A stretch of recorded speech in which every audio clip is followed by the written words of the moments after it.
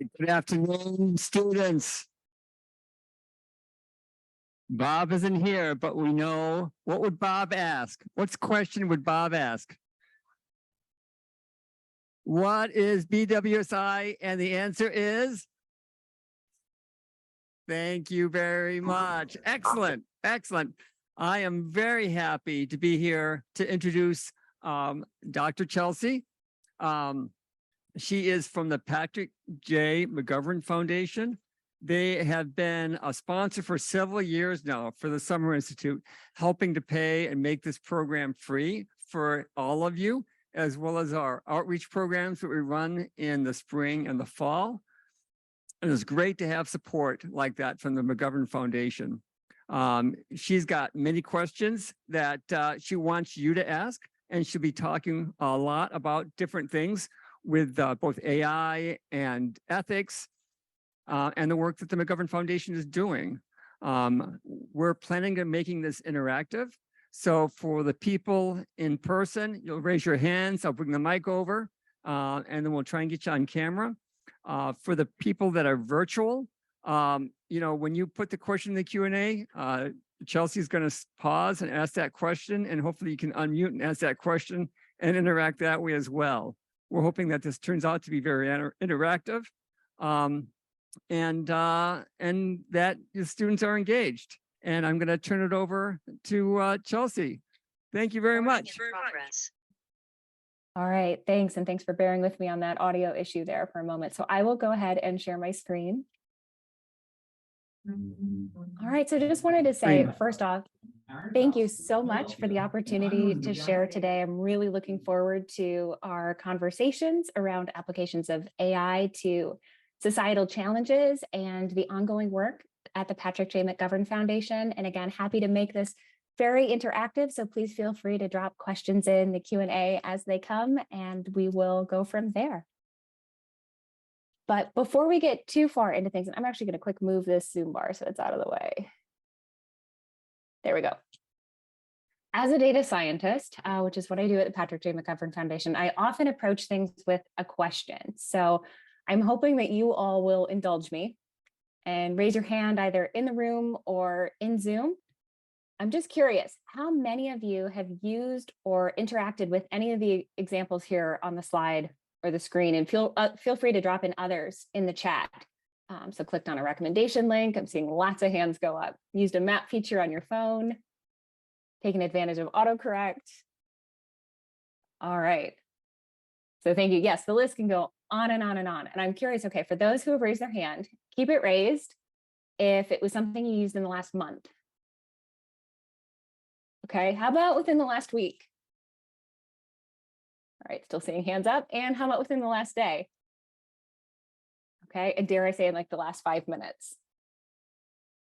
Right, wonderful. So thank you for sharing that. And we can think about these data points now as we continue our conversation today. It likely does not surprise you that all of these are applications of data and AI. And when I say AI today, I really mean that in kind of this broad sense of a computer system that can learn from data, make data-informed predictions, or respond in ways that mimic human intelligence. And it's been really interesting to see how the frequency with which we use and interact with these tools has changed and really grown rapidly, to the point that now it feels like it's everywhere and that there's something new almost daily. And so I think you're in this program at a really interesting time for technology, data science, AI, and the impact it's having on our lives and our communities. And while many of these examples shared on the previous slide have been around for a while, in the past year, considerable advances have been made in generative AI. So AI capable of creating things in response to a prompt, like giving something a text-based prompt and receiving back a summary about a topic, a poem, creating an artistic photo, or even now video. And these advances have really made AI even more accessible and integrated into our everyday lives. It also brings with it really important conversations around the harm these systems can cause when not carefully curated and regulated, the stereotypes and biases that can be amplified, and efforts around regulation and what that looks like. And often we think about these products or tools coming from the private sector or bigger technology companies. But today for our conversation, I'd really like to encourage us to think about the social impact sector and nonprofits who are also creating, iterating, harnessing the power of data and AI to understand and lead on some of the biggest societal and environmental challenges facing us today. The innovations and products coming from the private tech sector are important and in some cases are serving as the foundation for efforts across sectors through open source initiatives. And a philosophy we have at the Patrick J. McGovern Foundation, which I'll share more about the foundation here in a moment, is that we want to ensure access to more people and involve more voices and really design these systems in a human-centered way that promotes agency and human dignity. You'll hear these efforts often under the umbrellas of data for good, tech for good, AI for good, but I'm really talking about the applications of data, machine learning, statistics, and more to achieve pro-environmental and social goals. So data for good examples can include how we use AI to aid in disaster response, how we can use it to deliver medical services, even how we're growing food and distributing resources and aid. And it's been very much a part of this overarching AI moment that we're living through, with increasing interest over time, as illustrated here by Google Trends. But a question I often get and hear a lot is, how do we define and who defines what is good? So within the sector, good can be tied often to international goals like the United Nations Sustainable Development Goals. These are global commitments that were adopted by the UN and all member states in 2015 as this universal call to action to end poverty, protect the planet, and ensure all people enjoy peace and prosperity. And all member states have agreed to try and achieve these 17 goals by 2030. And while there have definitely been ups and downs in the progress that we're making towards these, it does really provide a way to ground our efforts towards a common goal that has considerable reach and buy-in across the world. And not surprisingly, there are examples of how AI is or could be contributing to the majority of these goals, whether positively or in ways that we really need to be conscious of. Some of the positive examples can include biodiversity monitoring that are helping us achieve climate action goals, or supporting the provisioning of food, health, water, and energy services that help get us closer to goals like zero hunger, health and well-being, and sustainable communities. But it's not necessarily all in this positive realm. Some really, some of the considerations that we also need to take into account are the high energy and water needs to train and run some of these models, or the data on which we train models that amplify biases and move us away from some of our gender equity goals. A quick example of a biodiversity monitoring application comes from one of our 2022 partners, the Wild Chimpanzee Foundation, and their technical partner, Driven Data, who focused on automating species detection in photos captured by camera traps distributed throughout West Africa as a way to help understand how climate change is impacting wildlife, as well as the effect of conservation efforts designed to promote biodiversity efforts on species population levels. But getting back to this point about is it all good, and thinking about the amplification of bias that can perpetuate harms associated with AI, a critical part of that is the ability that this can happen rapidly and at scale in some of these cases, even from well-intentioned efforts. You may have heard about algorithms that have led to exclusionary practices and discrimination, like filtering out resumes from female applicants due to underlying bias in the training data, or even systems that were designed to try and remove the bias from something like the criminal justice system in determining who can be released or may be at risk of committing future crime, that instead amplify it because of the underlying data that are not free of the bias itself. Chatbots and other forms of generative AI, for example, also capable of spreading mis and disinformation quickly, and sometimes with that perceived level of accuracy or authority. And it has the potential to erode trust in sources and systems. And I'll share a little bit more about my background in a moment, but also having worked in journalism, I think about this a lot, about the critical importance of those trusted sources to democracy. An MIT Technology Review article by Karen Howe from a few years ago, I think, summarized these concerns really well by saying that, quote, using historical data to train risk assessment tools, like the one I mentioned for the criminal justice system, could mean that machines are copying the mistakes of the past. So something that really we need to keep in mind as we are continuing to innovate and develop and how these get rolled out. And beyond the underlying data, across the globe, access to AI itself is unevenly distributed, and therefore so are its benefits. Approximately 3 billion people worldwide still do not have access to the internet. And why all of this is important is that the interests of communities are part of this race to innovation and focusing on how we tackle the present dangers of unrestricted AI use, whether that's in healthcare or hiring, criminal justice, public benefits delivery. We really need to be thinking about the opportunities for harnessing AI for better outcomes.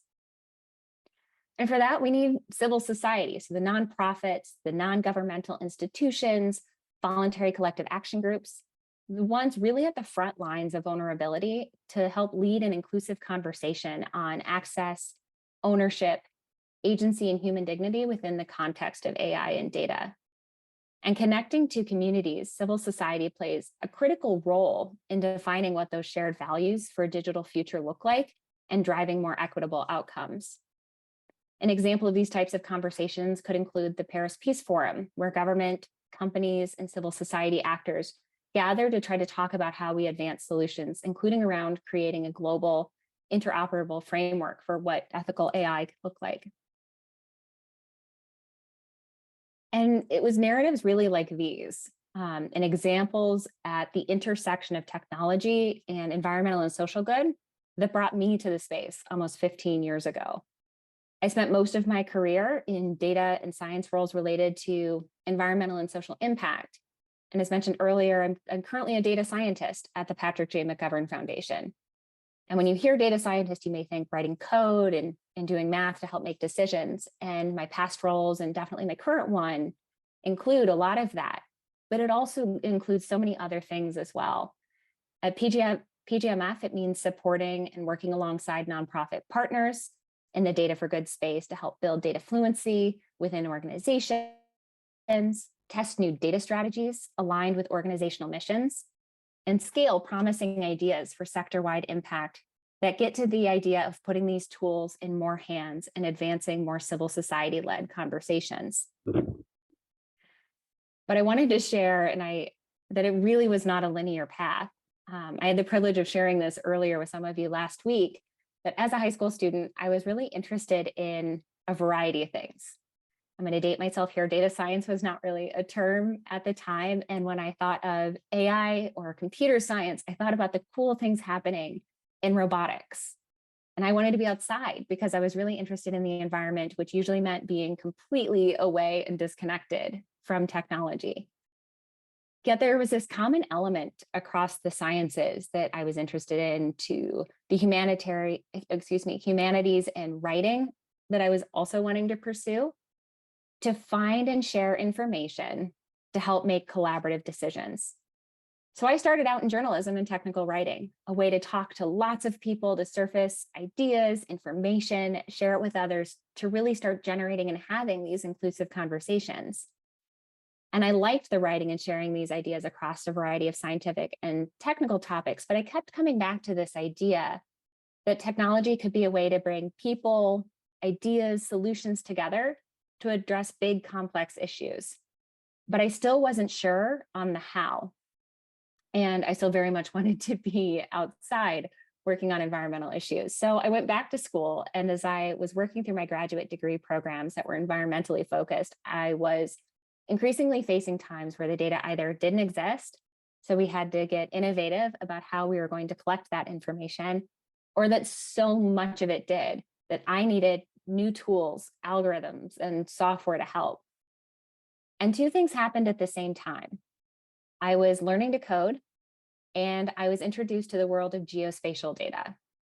And for me, it was really this aha light bulb moment that by having information that also included location and time, you now had this common denominator, not only for how to combine data to analyze both social and environmental aspects of the work, but also a very real way to bring people together to discuss challenges, share ideas, and work together that was grounded in community.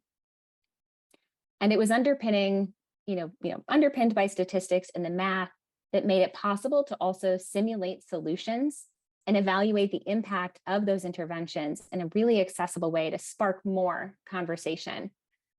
And I share all of this because it's what led me to the next decade or so of working together with nonprofits, government agencies, academic labs, and other stakeholders to address those environmental issues and conservation challenges around the world and build the skills that eventually became my data science toolkit. But what I kept running into myself and hearing from my collaborators and colleagues was this challenge around how do we scale what we're doing inclusively with people, with the people, financial and technical resources that we typically have available. And that's what led me to the Patrick J. McGovern Foundation, specifically our unique approach to philanthropy that pairs funding with technical support and opportunities for peer learning. Our focus as a foundation is on advancing data and AI solutions to create a thriving, equitable, and sustainable future for everyone. I really like the language that we're a bridge between civil society, technical capacity, and human promise, really getting at those elements I mentioned earlier to drive human-centered technology creation, accelerate social impact, and solve global challenges. And we're part of the legacy of Patrick J. McGovern, who has many connections to MIT as well. I'd like to share a little bit about him. So growing up and through high school, he was interested in how computers and how it could amplify the power of the human brain, really actually inspired by this book, Machines That Think. And as he was developing that interest in computers, he developed a machine that could play tic-tac-toe. And it was a project that earned him a scholarship to MIT, where he majored in biophysics. And after graduating, his interest in science and journalism really led him to be kind of in the publishing space. He had an assistant editor job at the first magazine about the computer field, computers and automation. And through his interactions with executives at computer companies, he recognized a need for more content in the space, and in response, founded the research firm International Data Corporation, in 1964. And within 3 years, they launched their first publication, Computer World. And Computer World and IDC eventually grew into the International Data Group, IDG, with over 300 print publications like PC World, Mac World, and others, 450 websites. And in 2000, he and his wife established the McGovern Institute for Brain Research here at MIT, supporting research in neuroscience, molecular biology, genetics, as well as the Patrick J. McGovern Foundation, which is where I'm speaking to you from today. And you recognize this potential for information technology and neuroscience to really democratize access to knowledge, improve the human condition, and advance social good. And that really resonates with me as this element of technology being interconnected and integrated into how we can address grand challenges and bring people together. And I'm going to pause because I do see a question in the Q&A. What sorts of geospatial data sets did you work with?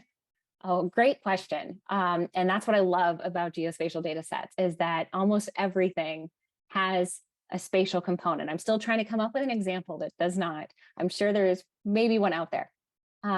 But for me, over the course of my career, it's really been a variety of environmental data sets. It can also look at maybe not only where biomass is or how things are changing deforestation. It could also include information about weather and climate, maybe information about the social and built environment, about how access to certain resources can impact your health. It can be really, really diverse. And I'm so excited to share some examples of what some of our partners are working on as well here in a moment. I see another question that came through what role do you think AI will play in education? Will it get rid of valuable skills or enhance the abilities of students? Another excellent question. And I guess just speaking from my perspective, I really hope to see AI become part of a toolkit that, whether it's using certain new tools to help create content, but still fostering that critical thinking ability to not only, be able to design the prompts to get the information, but also, use it to look for what might be disinformation or misinformation. I think that's going to continue to be a potential challenge. And I highly actually recommend an article by a colleague of mine, Rebecca Disler, talking about kind of how AI and generative AI specifically will be kind of impacting the education sector moving forward. All right, more questions coming through. Love it. Thank you. So this next one is, what specific problems do you think AI and data science can solve? Another excellent question. And I will say, as we get into some of these examples here in a moment too, that for me, it's always leading with the question, not necessarily the technology or, the new amazing model, but really the question, and then how can technology come in there? And from my perspective and viewpoint, I really do think that there is space for data-informed decisions really across a variety of applications. And I am really excited to share some of those examples here in a moment. But I don't know if there's one that I can think of at the moment that doesn't have some element that we can help bring data to help really bring people together and have conversations around what are the solutions. But it's really just part of that toolkit and part of that problem-solving approach. All right, one more question. On the topic of AI, do you think that there should be limits for what AI technologies are allowed to do? What realms they are allowed to be used in? Oh, these are all wonderful. Keep them coming. I think there's some really interesting conversations around regulation right now and, what policies look like, especially when we're considering, whether that's a global framework that everyone's trying to adhere to. I really firmly believe that it's through conversations and bringing more people to the table that it's understanding the underlying data. For me, it really starts with the data. Everything that we build from it is only going to bring forward some of the potential harms if they're there. And again, even from the most well-intentioned approaches, you really need to be having multiple eyes, multiple ideas, multiple conversations around this to understand what potential harms can come from, or where potential harms can come from. All right. Okay, so I'm seeing lots more come through. I'm going to hop into some of the examples, and then I'm going to try to mark here so we get back to these. Thank you again. Please keep them coming. All right. So, really, the questions that you're asking are very closely aligned with what we're trying to do at PGMF. I'm part of a team called the Data Practice, and we really contribute to that bridge between civil society funding and technical capacity. We provide high-touch engagements between nonprofits, with varying levels of data expertise with a team of technical leads like myself and program staff working alongside to provide support for what we call the data journeys. And these unique paths towards advancing, or when we say data journeys, we're really meaning these unique paths towards advancing data use cultures and how that contributes to their organization, supports their advocacy, and helps them deliver on their missions across social and environmental use cases, much to those earlier questions of where can it be used, disaster aid, flooding response, even mental health delivery services. So the data practice grant programs are designed to really meet, the needs of our nonprofit partners at different stages along the data journey, from early questions of what data do we have and how good is it, to what can we test and scale. And we do this in concert with other areas of the foundation that provide strategic grants, to another team that we have, the data solutions team, who develops data and AI products that address broad social challenges faced by social impact organizations broadly. And our goal is not only to partner on kind of the data architecting, data engineering, data science as needed, but also to help kind of take that long view by being tech agnostic. The landscape is changing so quickly. And again, to that earlier point of not wanting to lead with the technology, but rather explore and understand how today's data initiative and the technology that's available can help us inform data practice in the future. So sharing a little bit of what that looks like there's a question that came in kind of similar to that. On a day-to-day, for us, that can include regular engagements with our partners where we not only connect on the wins, but also the obstacles. It can include deep dives into the weeds, so really getting into the coding of a solution or testing how a particular approach can be iterated upon for a use case, to doing collaborative ideation sessions on the latest technological advancements. And it's not just with us at PGMF. Our programs are also include a peer learning component that, for really providing the space for nonprofits to share, learn, and collaborate with each other. And through these collaborative engagements, we're also hoping to serve as common learnings, common challenges, opportunities, maybe questions and conversations around what data and ethics look like in this space and how we can really make sure that we're preventing and mitigating harms that can be perpetuated by AI. And we're really intentional about wanting to share these learnings as resources that can benefit the sector as a whole. I'm going to pause here to hop back to the questions. I'm seeing quite a few more come through. Let's see. I'm seeing, where do you see AI going in the next 10 to 15 years? Excellent question, because I feel like 6 months ago, it might have been a very different response. The space changes so quickly. And I think what we're hoping to see, for AI, whether that is getting it into more hands for more people to be able to leverage the benefits. Again, that whether maybe that's also automating and speeding up the availability of information, which I'm really excited. I've got some examples of some of our partners trying to do just that, that there's so many sensors now, so much coming in, and trying to make sense of it all and be able to capitalize on the information that we now have available. Oh, hello. I have a question, Yes. and I'm in Yes, person. please go ahead. Oh, so do you think it's ethical to have censorship in AI? Another great question. Can you explain a little bit more about what you mean by censorship? As in, like AI could be used as like a generative model. Do you think there should be censorship in what we can use AI for? Great question. I think for me, it keeps coming back to the conversations. When I hear censorship, it might be, maybe the filtering out or suppressing of voices, which I don't think, oh goodness, this is a really good one. Because again, as a journalist, you now have me thinking about kind of the freedom of speech and information. And I'm going to keep coming back to, I think, those really collaborative, inclusive conversations where we approach and agree upon an ethical framework that is going to try to minimize harms while still enabling the use of the technology to promote those benefits. That's a really great question. Do you mean, sorry. So by we, do you mean the organizers, or are you also taking into consideration of what the general public would want? Thank you for that clarification. It's definitely the general public.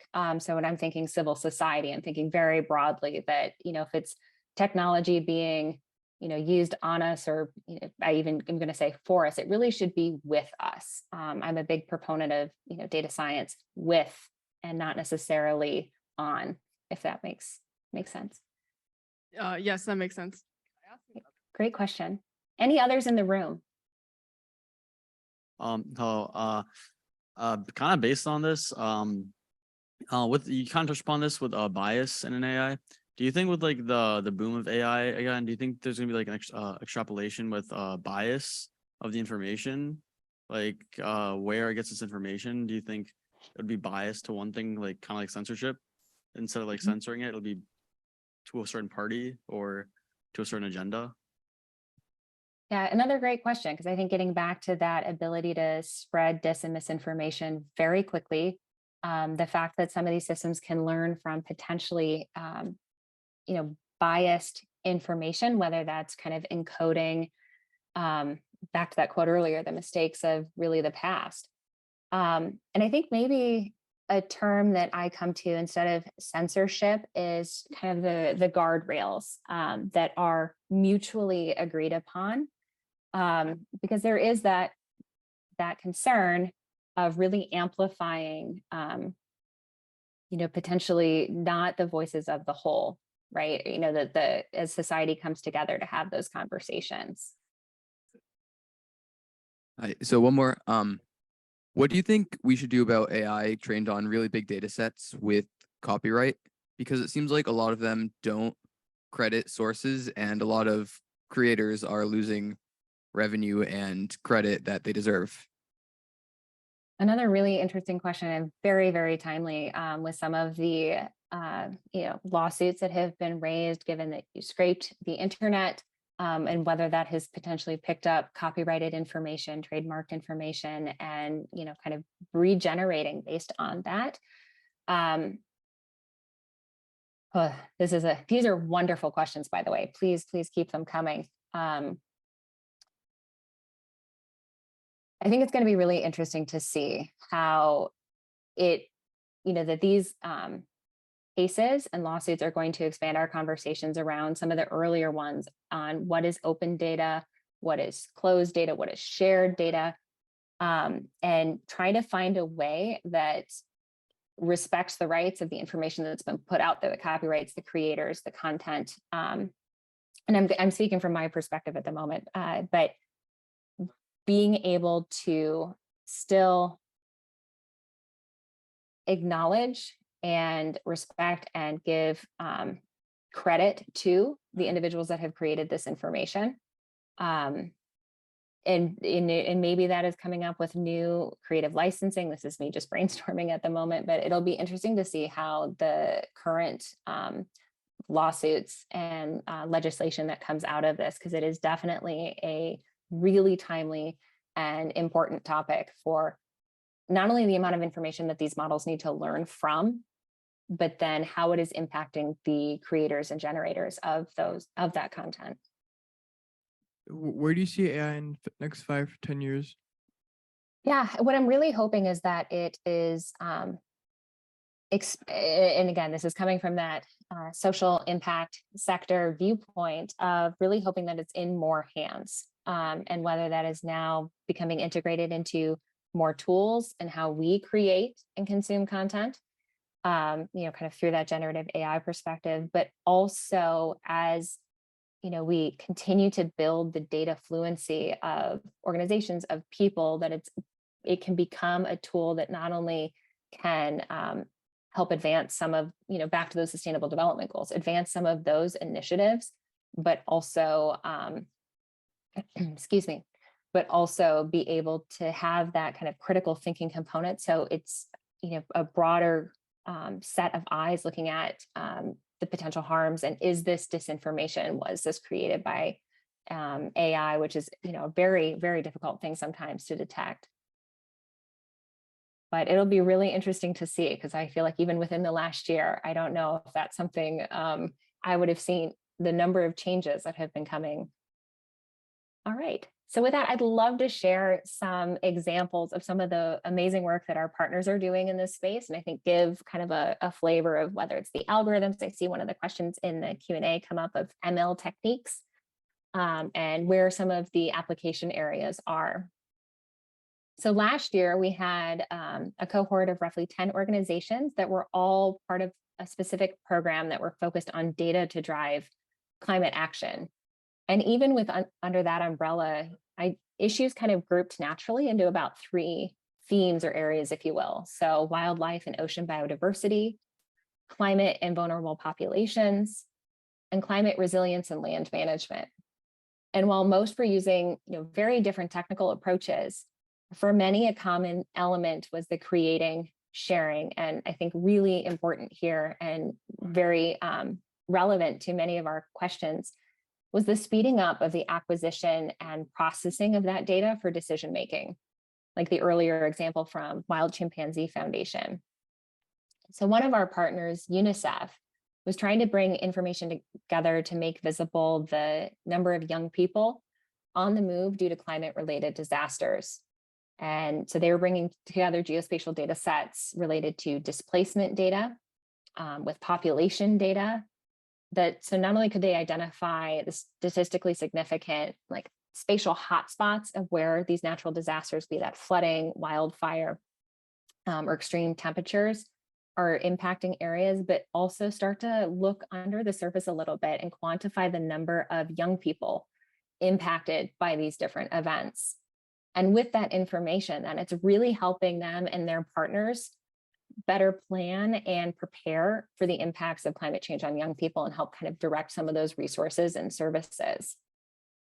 Another partner, Earth Genome, who looking to empower journalists, stakeholders, other decision makers with tools to help understand the extent and impact of natural resource issues. And many approaches in the natural resource space, including those that are built using satellite imagery, often require, as I'm sure many of you know, hours and hours of bespoke, manually labeled data, iterative model development, and validation. So they wanted to experiment with an idea to accelerate creating those types of data sets and building a system that could essentially search the world using a satellite image. And so using a variety of imagery sources, they applied a concept that's really similar to what's kind of supporting the advances in technologies like chatbots and other generative AI called embeddings. So an embedding is basically a numerical representation of information, and in this case, of the image itself. They used it to encode features like how much vegetation is in an image or what type of built environment is in a particular location. And then really importantly, how that changes over time. And these embeddings also try to encode the context so that similar embeddings, as calculated through similarity metrics, will contain similar information. So they use these embeddings to basically be able, they created embeddings for all of the images and then used it as a way to search other images for visually similar information and do it really quickly so that you can surface global data sets like the one they created for Global Plastics Watch, looking for areas of plastic pollution. They also applied the technology to another effort of theirs, Amazon Mining Watch, and found that total mining activity was about 3 times more than previously reported by other regulatory agencies with the data that they had at the time, like really giving that ability to have a broad look and surface a large data set in areas where it's going to be resource intensive to collect information. Related to the kind of natural disasters we were talking about earlier, the Institute for International Urban Development brought together technologists, community stakeholders, subject matter experts like their technical partner, Dymaxion Labs, as well as local organizations and stakeholders like Habitat for Humanity, Goal Honduras, and the Honduran Institute of Earth Sciences to further develop a land management and decision-making tool known as AI Climate. And really what they were trying to do is this tool is designed for smaller cities in the global south who may not have data or enough of it to help understand and plan for climate-related disaster response, and specifically to landslides and flooding.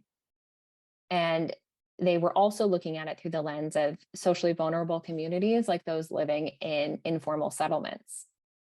And both climate and these types of socially vulnerable areas are really dynamic in nature. So, trying to keep the data fresh, trying to get it updated, is a challenge. So they wanted to use AI to see if they could not only speed up getting the information needed, but be able to get it to their implementers and planners in these locations. So this collaborative team used satellite imagery and deep learning to identify not only where the socially vulnerable areas were located and growing, and use geospatial attributes from that area to look at relevant flooding and landslide risk. So once they predicted that risk, sharing that information in the tool that's going to help enable planning for resiliency. And here I think is an interesting area where the peer learning component of the program also comes into play, given that there's similar themes and opportunities to connect on maybe applying a similar approach in a different region. So for example, I2D working in Honduras on flood risk prediction. Also had another partner, open contracting partnership in collaboration with their technical partner, Civic Data Lab, focusing on predicting flooding risk in Assam, India. So really being able to kind of share the learnings across both initiatives and accelerate that work. One of this year's cohorts is focusing on data to safeguard human rights. So again, really trying to highlight the diversity of applications of where data and AI are helping make change. We're about halfway through these collaborations, so the blog posts will be forthcoming on Medium very soon. And this cohort also had a similar element of how quickly to derive insights is often like we need the information to help people right now. And I will say, though, that given the use cases and the types of information these organizations are working with, this year, many are incorporating very similar technological approaches, specifically natural language processing, which takes the text or speech and turns it into information that a model can be built on. So for example, some of our partners are using natural language processing to focus on health information and services like Same, Medtronic Labs, and Girl Effect. Same, for example, is using reinforcement learning, which is a way to enable a model to learn from its actions and identify the best solution within a given context. So they're looking to use that to test multiple variations of their cognitive behavioral therapy WhatsApp chatbot that's tailored to providing mental health service support for LGBTQI+ youth around the world. And by testing their variations in this way, it's helping them reduce the time it takes to identify and then share what's going to work best for a person while incorporating local context. Or we have others that are surfacing data and sharing information relevant to migrants and refugees around the world, like Voices of Venezuela and Mobile Pathways. Voices of Venezuela, for example, is also continuing to build upon their chatbot capabilities with a focus on using natural language processing to improve migration services in Venezuela and strengthen the support for improving the information access that people are searching for. Another organization, Cyber Peace Institute, is using natural language processing to support humanitarian non-governmental organizations around the world by providing cyber threat intelligence to help identify, monitor, and combat cyber threats. So while the manual processing of some of this information can be really helpful, automation is really almost imperative to deal with the volume of information and the variety of sources. So through the accelerator program at PGMF, the team is developing a machine learning pipeline that's extracting relevant information from the text files or it might come through in tables, extracting that out, identifying organizations or locations relevant, and helping kind of, again, provide that efficient analysis of threats, patterns, and whether there are trends so that they can share that back with humanitarian organizations. Excuse me. Yeah, I just had yes. a question about the refugee and migrant clients you Mhm. had. So some of the generative AIs I've used, like ChatGPT and Copilot, they don't know something, they kind of just make stuff up. And so what do you guys or the clients do to kind of prevent that and not spread misinformation? Great question. And, I think one that we have a lot of conversations about because it's, depending on the context and the type of question, providing the wrong information can have, really dramatic consequences. So, looking at ways to, iterate on the model, maybe what it's learning, whether talking about a bespoke model that's trained just on specific information is how we may go forward. But I think a really insightful question there of recognizing kind of the limitations of where we're currently at with generative AI and kind of the ways in which we can deal with the needing to have that information be up to date and as accurate as possible. And if it doesn't know something, then basically not provide an incorrect answer. So the ways that some of our partners are working around that is kind of looking at the modeling approach itself, the underlying data that it's using, and going from there. But it is very much an active part of the conversation. Thank you for that question. More quick one. Yes, please. Any others before we continue? Hi, my buddy next to me, he wants me to ask a question for him. So he wants to know in the future if big companies are charging people to use AI, right? Will it make the gap between rich and poor people larger because not a lot of poor people can afford AI? Great question. And it's also something we really talk about in terms of not only the digital divide and access to the internet, but also the, kind of burgeoning AI divide. And, for a lot of the content that we are looking at and developing, some of it is open source, looking for ways to partner and collaborate to try to bring down that barrier, bring down that cost. But I think also another really critical element to the conversation of ensuring that AI and its benefits can be more equitably distributed. Any others before jumping back to the slides? Hello. So my question is, I know companies fundamentally, they're trying to make money off of people, such as if we look at the amount of data that are available from Twitter or Reddit, what they're currently doing is they're locking up their APIs. So you can only access the information on their website if you pay a ton of money, because they're trying to make money off of companies are trying to use their data to train their models, right? Mhm. So that's one way that our data is being used to help other companies make money. And another way our data is being used is by restricting our access to for example, ChatGPT 4, we have to pay money to get that.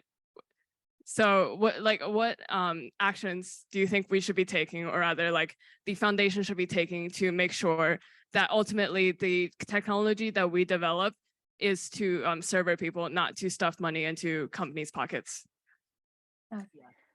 And thank you for that question as well. I think data sovereignty, data ownership, kind of centering human dignity within these elements are really conversations that we're having and continuing to have and expand. And part of the reason why we're so passionate behind that civil society-led conversation around who owns the data, what are your rights to that data, and how it ultimately can be used. And I really think that there is space in that conversation, understanding that some of this technology is developed in situations that, it costs money to create these models. But bringing that lens of data sovereignty, data ownership to the conversations, I think is really, really critical. So thank you so much for these questions. Keep them coming. I will continue on with kind of where we're going next. While we've seen, the common themes arise in the climate action cohort or approaches in the human rights cohort, really underscoring the importance and potential impact, I think, of the peer learning component there. But it's been really amazing to see how it comes together really to support societal or community needs, be that community stemming from a common connection or a common place. So for us, what's next? We're continuing our focus on the peer learning and conversations around data ethics, representation, bias that we've also been having here today. And we're recognizing really the interconnectedness of many of the challenges facing us today. So specifically how our planet's natural systems impact us, but also how we impact the planet. So looking ahead, we'll be focusing efforts specifically within the data practice team at PGMF on data challenges at the nexus of climate and health. So we have 2 open calls right now that are related to this theme. And examples here, kind of overarching topics in the area could include how climate change is impacting the incidence and severity of plant and human and vector-borne diseases, how and where you live and both the built and natural environment influence your health, or how climate change is impacting farming and people's access to food and food security more generally. And, if these topics or general areas of data for good interest you, wanted to share just a few ways to potentially get involved. For me, it's kind of always bringing it back to that theme of place. You know, what are the needs in your community? Are there questions that data can help address? I think having the conversations around, you know, what's the data about, the data ownership element of that. And kind of, if so, if there are those questions there, is there a way that technology or machine learning can help contribute to the overall addressing of that challenge? Keeping informed of the latest technical advances, and I will admit sometimes I think that is a feat in of itself for how quickly the space is changing. But coupling that also with the conversations around data ethics, privacy, and inclusion, which it sounds, you know, very much, I think, from the questions today that, you know, you're already doing that. And when possible, and if possible, contributing to open source projects or tech for good activities in the space. So Patrick J. McGovern was known to often say, the best is yet to come. I also really believe that. I think especially as we get, you know, continue to have these really important conversations, I'm really excited to see where they take us and where these efforts can help us grow and kind of those pro-environmental and social goals. So with that, I wanted to say, you know, thank you all to your time, the wonderful questions so far, and wishing you the best with the remainder of the program and into the future. So I would love to continue the conversation for more questions as we have time. I have one question for you, Chelsey, that's relevant. You had some great examples in the prior slide about ways to get involved. Do you have anything more specific for high school students besides BWSI? Sure. Oh, great suggestion. And again, I think, you know, talking to people in your communities, at your school, as you're thinking about the colleges you want to apply to, just talking to people and finding out what are some of the challenges or concerns that they have, and bringing to bear not only the things you've been learning and working on this summer, but looking ahead to those questions you're asking about kind of where is AI going to be in the next 3 to 5 years. But I think that's kind of the first one for me, is the talking to people. All right. Thank you so much, Chelsey, for coming to us to talk. We have 2 students from our CogWorks courses, Harry and Nandu, that would like to thank you for your time and presentation today. Thank you. Oh yeah, hi. We're from the BWSI CogWorks course. We're a course mainly focused on AI and machine learning. And we just wanted to say thank you for the great talk. And we also learned a lot because in the past few weeks, we covered the technical aspect of many of the technologies you mentioned. But I think your talk really opened us to a new perspective on how we can use these technologies to advance, I guess, to advance social goods and also to make our future more equitable. Yeah. Yeah. Thank you so much for that comment. Yeah.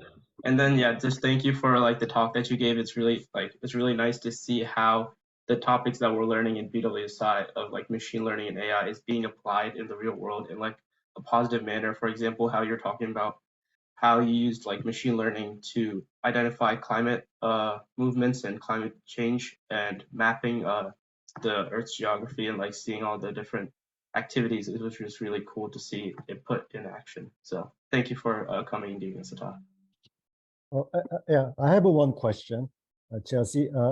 How can high school students, BWSI alums, be involved in the McGovern Foundation projects, or are there opportunities for them to actually propose a project? Ah, great question. And we would love to hear what you're working on, potentially how we can partner. Another way just to kind of stay aware too of some of the areas in which we're working. I had referenced the Medium blog, where we have a lot of our partners sharing their work, how they're doing it. And so I think really great to see the outcomes from that work. But we would, love to hear your ideas, love to hear from you. So maybe what we can do is that we can ask students to send in their ideas, and we'll collect them and then we'll send them to you. Yeah. So Joel, could you let students know that maybe they have ideas for the McGovern Foundation related potentially, associated, related, maybe supported project. Just send it to us. Maybe we can create a small form stack. And then we'll combine them and then we'll send them your way. All right, sounds good. Thank you. Really wonderful. Really appreciate all of the questions and the conversation today and for the opportunity to share a little bit about what we're doing at PGMF. Thank you. Thank you. Thank you. Thank you. Thanks. Thank you, and thank you for the reminder, Cole. Thank you.